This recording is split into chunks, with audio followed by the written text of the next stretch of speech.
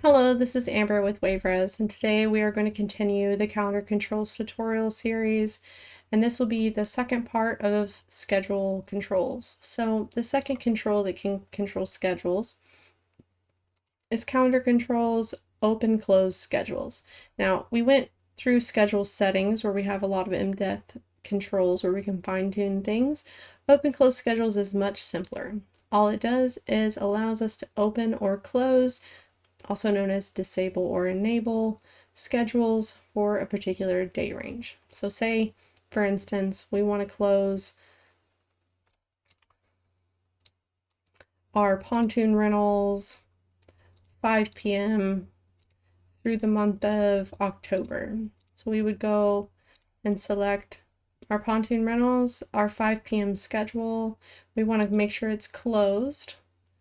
Date range 1 through 31 of October, and I want to just close 5 p.m. for this entire month. I don't want anybody to be able to book it at 5 p.m. This is a simple way to do it. Again, this is another one of those controls that you're going to make all of your changes directly on this screen. Once you hit edit, it's going to say data saved.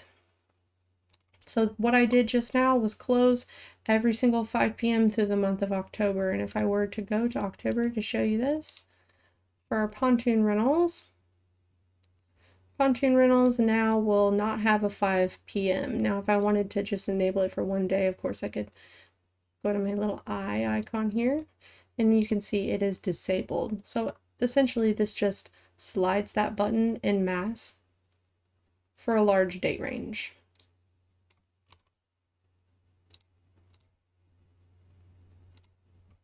And that is open-close schedules. I think this is one of the most commonly used controls.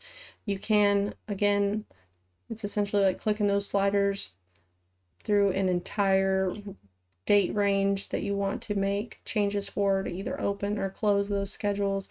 Very handy, it's quick, it's easy, and it's also really easy to reverse if something were to go wrong.